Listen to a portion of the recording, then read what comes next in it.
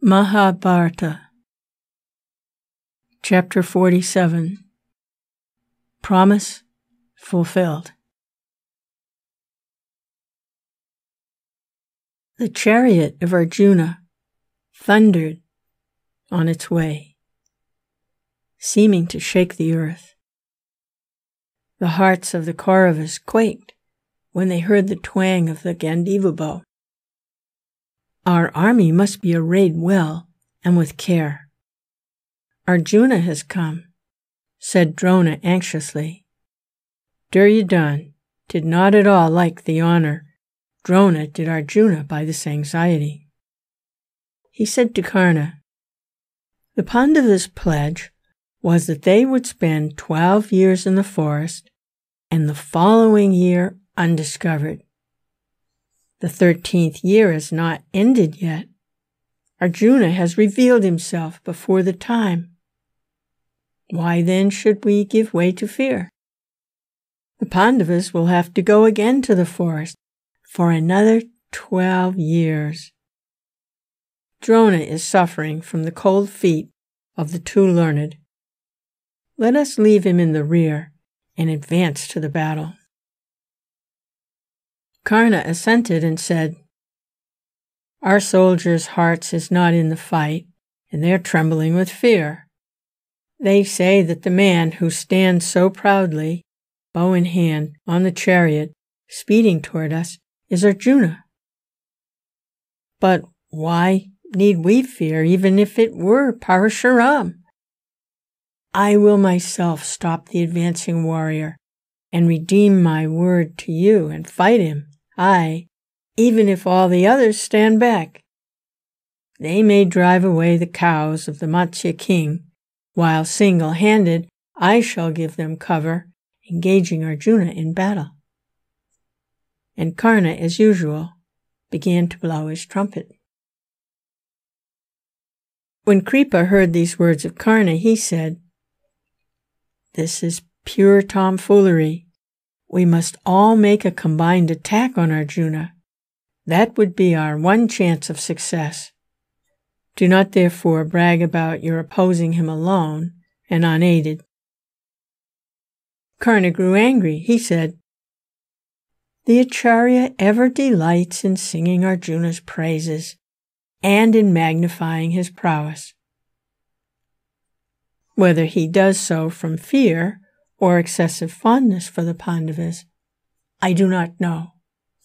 Those who are afraid need not fight, but may simply look on, while others, who are true to the salt they have eaten, engage in battle.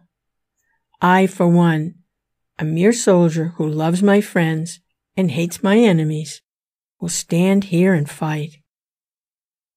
What business have men learned in the Vedas, who love and praise their enemies, got here? Said he sneeringly. Aswatthama, Drona's son and Kripa's nephew, could not hear unmoved this sneer at the venerable teachers.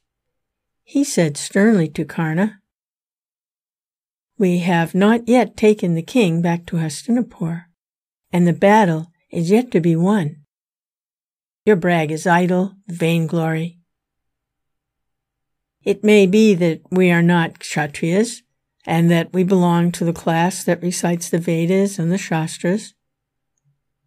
But I have not been able to find in any Shastra that it is honor able for kings to seize kingdoms by cheating at dice.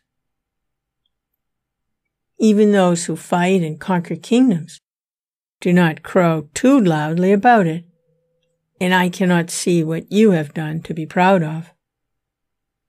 The fire is silent and yet cooks the food. The sun shines, but not on him. Likewise, Mother Earth sustains all things, movable and immovable, and supports her burden without so much as a whisper. What claim to praise has a Kshatriya who has unlawfully seized another's kingdom at a game of dice? To have cheated the Pandavas of their kingdom is no more a matter of glory than to have spread traps for unsuspecting birds. O Duryodhana, O Karna, in what battle did your heroes defeat the Pandavas? You dragged Draupadi to the assembly. Are you proud of it? You have destroyed the Kaurava race like an empty-headed dod that fells a big sandal tree for love of its fragrance. A fight with Arjuna, you will find, is a very different thing from a throw of the dice. The Gandiva will send forth sharp arrows, and not 4s and 2s, as in the game of dice. Vain fools! Do you think that Sakuni can, by mere cheating, sneak a victory in battle for you? The leaders of the Kaurava army lost their patience and began a loud, wordy warfare. Seeing this, the grandsire was filled with sorrow and said, "The wise man does not insult his teachers. One should engage in battle only after a careful calculation of time, place, and circumstance. Even wise people often lose their balance and good sense over their own affairs. Ruffled by anger, even the usually so sensible Duryodhana fails to recognize that the warrior who stands braving our army is Arjuna. His intellect has been clouded by anger. O Asvatthama, pray, do not mind Karna's offensive remarks. You must take them as intended merely to put the preceptors on their best spirit and sting them into action. This is not the time to nurse enmity or sow dissension. Drona, Kripa, and Asvatthama should forget and forgive. Where can the Kauravas find in the whole world heroes superior to Drona, the preceptor, and his son Asvatthama, who combine in themselves Vedic scholarship and Kshatriya heroism? We know of none other than Parashuram, who can equal Drona. We can conquer Arjuna only if we all join together and fight him. Let us address ourselves to the task before us. If we quarrel amongst ourselves, we cannot fight Arjuna." Thus spoke the grandsire. Soothed by his noble words, angry feelings subsided. Bhishma turned to Duryodhana and continued, "Best of kings, Arjuna has come. The stipulated period of the 13 years terminated yesterday. Your calculation is wrong, as men learned in the science of planetary movements will tell you. I knew that the period had ended when Arjuna blew his conch shell. Reflect a little before deciding on war. If you wish to make peace with the Pandavas, now is the time for it. What do you seek, a just and honorable peace, or a mutually destructive war? Ponder well, make your choice." Duryodhana replied, "Revered sire, I have no wish for peace. I shall not give even a village to the Pandavas. Let us get ready for war." Then Drona said, "Let Prince Duryodhana take away 1/4 of the army to guard him, and return to Hastinapur. Let another surround the cows and seize them. If we return without seizing the cows, it would amount to an acknowledgement of defeat.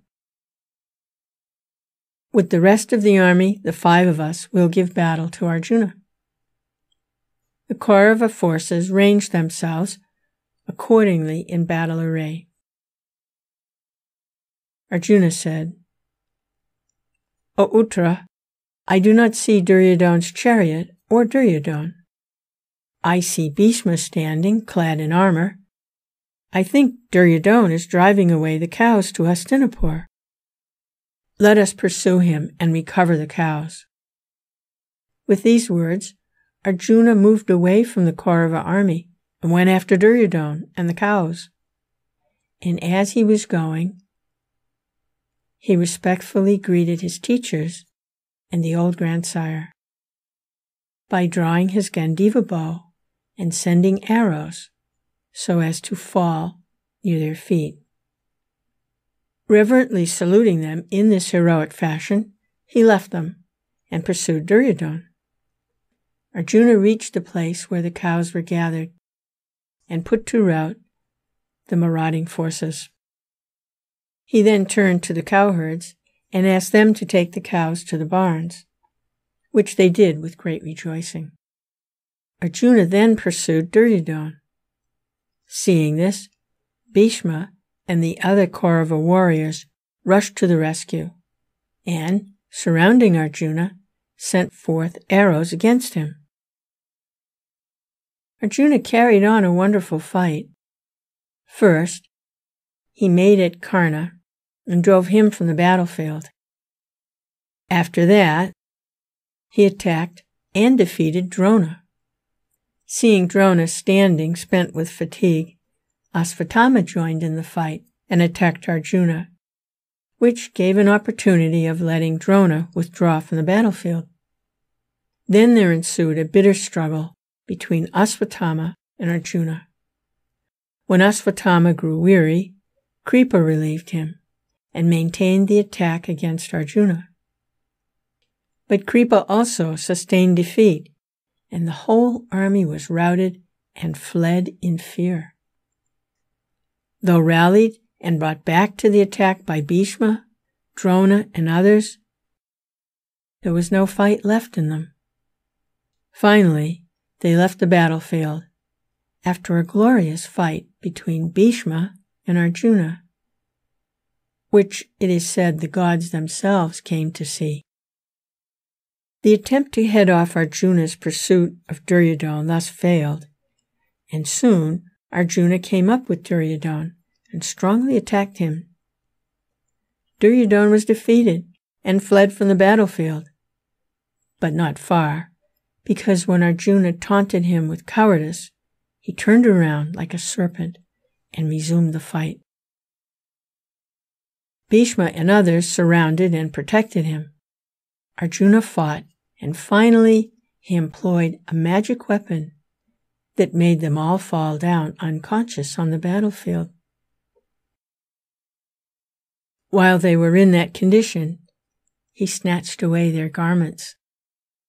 The seizure of the clothes of the enemy was the sign of decisive victory in those days. When Duryodhana came, Bhishma sent him back to the city. The whole army returned to Hastinapur after this humiliating defeat. Arjuna said, "O Uttara, turn back the horses. Our cows have been regained. Our enemies have fled. O Prince, return to your kingdom, adorning your person with sandal paste and decked with flowers." On the way back, Arjuna deposited the weapons as before on the tree and dressed himself once more as Brihannala. He sent messengers in advance to proclaim in the city that Uttara had won a glorious victory.